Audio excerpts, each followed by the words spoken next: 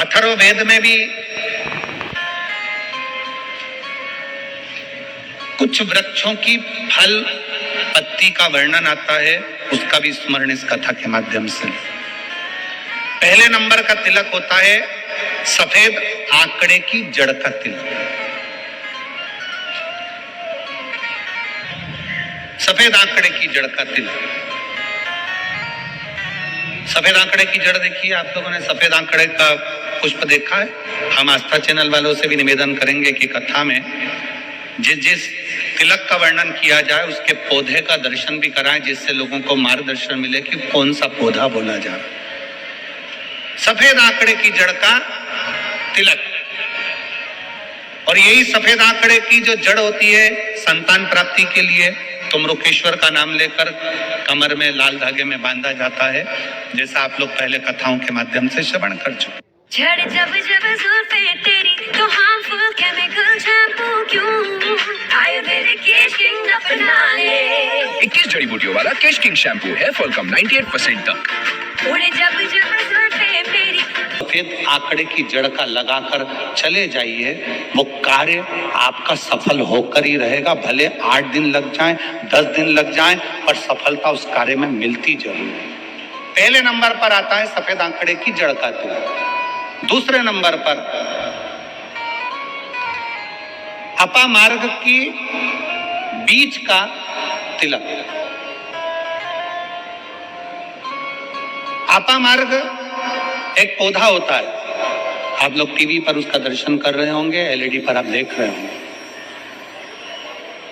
अपामार्ग की जड़ का अर्थात अपामार्ग का जो पौधा होता है उसका जो बीज होता है, जैसे आप ऊपर लगा हुआ देख रहे हैं, इसमें बीज लग रहा है। पौधे को आप लोग देख रहे होंगे टीवी पर, एलईडी पर, एलईडी भी चल रही है, एलईडी पर भी देख रहे होंगे कि ये अपामार्ग का जो पौधा होता है, ये आपको आपके घर के आसपास में कहीं पर भी मिल जाएगा, जंगल में मिल जाएगा, आपके घर के पास लगा हुआ मिल जाएगा, ये हर कहीं लग जाता है। अपामार्ग का जो पौधा होता है, इसका जो बीज होता है, इसका जो फल होता है, फल में जो बीज होता है, इस बीज को सुखा लिया जाता है, सुखाकर इसको पीस लिया जाता है, और पीसकर इसको जहां पर भगवान शंकर का शिवलिंग है, शिवलिंग का जल बहकर जहां से नीचे गिरता है, उसको समझ ले, थोड़ा सा आप लोग ध्यान में आ जाएगा आप लोगों के।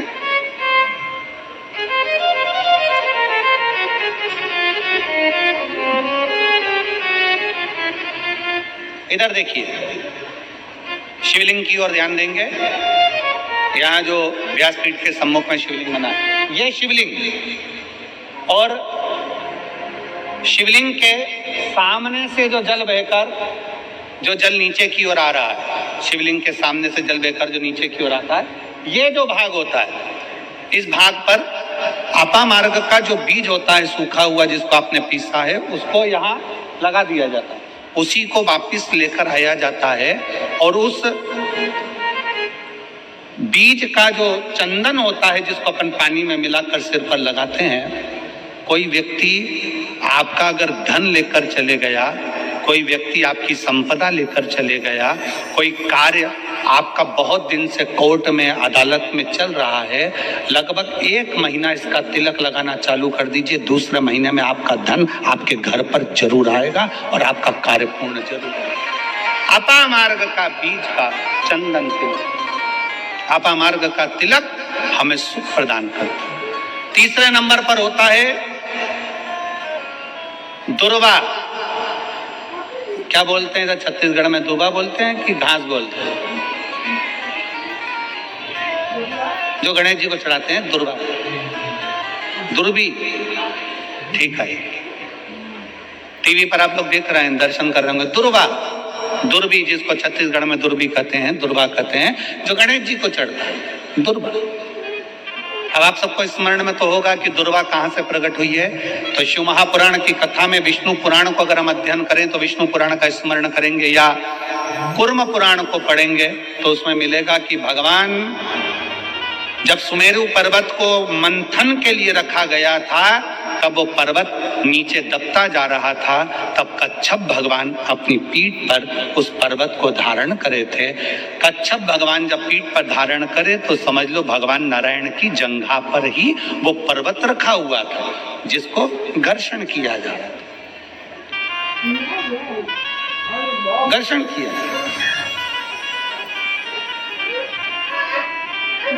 वो पर्वत जैसा जैसा घसा रहा था, रोम गिर रहे थे, उसी रोम की दुर्वा का भाव हमारे शास्त्रों में आता, उसी से दुर्वा की उत्पत्ति मानी। दुर्वा गणेश जी को प्रिय है। और दुर्वा का फल कितना है? दुर्वा का फल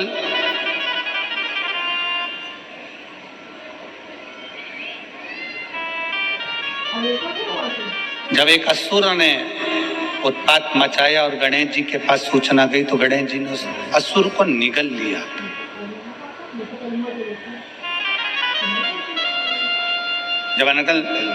जब देखा अनायास उस असुर की ओर देखा तो भगवान गणेश जी ने उसको निगल कर अपने गर्भ में, अपने पेट में उसको धारण कर लिया। अंदर ज्वाला उत्पन्न हुई।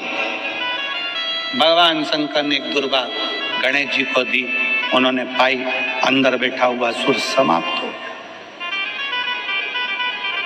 पाप कर्म हो, बेकार कर्म हो, गलत कर्म हो, असत्यता हो, या कहीं हमारे हाथों से हमारे द्वारा कोई पाप कर्म यदि हो जाता है, वैसे तो संपूर्ण विश्व में शिव महापुराण की कथा कहती है 4 स्थान पर प्रत्येक व्यक्ति से पाप होता है। पहला, झाड़ू लगाते समय छोटे छोटे जीव मर जाते हैं जिसका पाप माथे चढ़ जाता है। दूसरा, अग्नि जलाते समय छोटे छोटे पतंगे जल जाते हैं जिसका पाप मस्तक पर चढ़ जाता है। तीसरा, जल में कपड़े धोते समय, स्नान करते समय छोटे छोटे जीव मर जाते हैं जिसका पाप माथे चढ़ जाता है। चौथे नंबर का, चलकर जाते समय अपने पांव के नीचे, चप्पल के नीचे छोटे छोटे जीव मर जाते हैं जिसका पाप माथे चढ़ जाता है। शिव महापुराण की कथा कहती है एक दुर्वा शंकर जी को, एक दुर्वा गणेश जी को जब हम समर्पित करते हैं तो हमारे मस्तक का सारा पाप अपने आप समाप्त हो जाता है।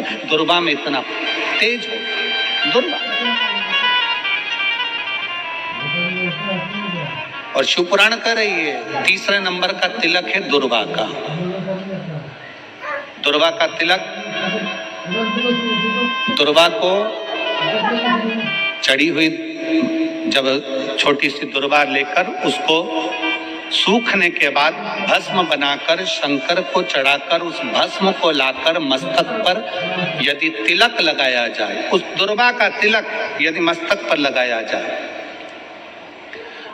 कोई व्यक्ति तुमसे कह दिया कि तेरे बस का ये नहीं है, कोई ने कह दिया तू ये सरकारी नौकरी पा ही नहीं सकता, कोई ने कह दिया कि तू ये काम कर ही नहीं सकता, तू मकान बना ही नहीं सकता, कोई ने कह दिया तेरी दुकान चलेगी ही नहीं चाहे कितनी खोल ले, अगर आपका कोई आत्मबल नीचे गिराता है तो 20 दिन तक दुर्वा का तिलक यदि मस्तक पर लगाया जाए तो आत्मबल भी बढ़ता है और कार्य सिद्ध होता है। ये दुर्वा तिलक की महत्व है। चौथे नंबर पर आता है बेलपत्र की जड़ का तिलक, जिसको हम पहले भी कथाओं में बोल चुके हैं कि बेलपत्र कि मिट्टी का भी अगर तिलक लगाया जाए, बेलपत्र के नीचे की मिट्टी का भी अगर तिलक लगाया जाए तो वो भी फल देता है। तो बेलपत्र की जड़ का तिलक तो बहुत मूल है। कभी मान लो कहीं बेलपत्र की जड़ ऐसे नहीं निकालना चाहिए, बेलपत्र हरा भरा रहे तो कभी उसकी जड़ नहीं निकालनी, कभी भी। मान लो कोई बेलपत्र का वृक्ष सूख गया, कोई बेलपत्र का वृक्ष अगर सूख गया है, उसकी अगर जड़ मिल गई है तो उसको घिस कर उसका चंदन बनाकर शिव का लेपन कर उस चंदन को अपने मस्तक पर भी धारण कर सकते।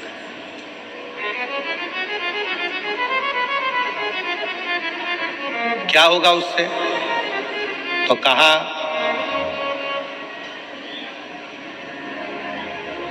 किसी व्यक्ति को कोई कार्य के हेतु आपने बोला और वो व्यक्ति कार्य से इनकार कर रहा है, मना कर रहा है कि ये मेरे बस का नहीं है, मैं नहीं करूंगा, उठाओ तुम्हारी फाइल लेकर जाओ यहां से, ये मैं नहीं करूंगा। तुम्हें लग रहा है कि ये केस मुझे जीतना है, और मैं सत्य हूं और मेरा केस मुझे जीतना है, और असत्यता भारी पड़ रही है, झूठ भारी पड़ रहा है, उस समय पर बेलपत्री का चंदन का तिलक या बेलपत्री के वृक्ष की मिट्टी का तिलक व्यक्ति को सफलता जरूर देता है। उस तिलक को धारण जरूर करना चाहिए, उस तिलक को जरूर धारण। बेलपत्र का तिलक, बेलपत्र की मिट्टी का तिलक, बेलपत्र के वृक्ष के नीचे बैठकर करा गया भजन, बेलपत्र के वृक्ष के नीचे बैठकर करी गई साधना, बेलपत्र के वृक्ष के नीचे बैठकर करी गई आराधना हमें फल प्रदान करती है। और मैं संपूर्ण देशवासियों को इसके लिए बहुत बहुत साधुवाद देता हूं, बहुत बहुत बधाई देता हूं कि जब वृक्षारोपण कराया जाता है विठले सेवा समिति द्वारा, सारे शिव भक्त अपने अपने क्षेत्र में बेलपत्री का पौधा लगाते हैं और बेलपत्री के वृक्ष को बड़ा करते हैं। उसके लिए आपको साधुता देते हैं। साधु अपने जीते जी अपने जीवन काल में प्रयास जरूर करो कि बेलपत्री का पौधा जरूर लगाया जाए, क्योंकि जब हम भोले बाबा के, भगवान शंकर के चरणों में जाएं तो शिव कृपा करे, शिव करुणा करे।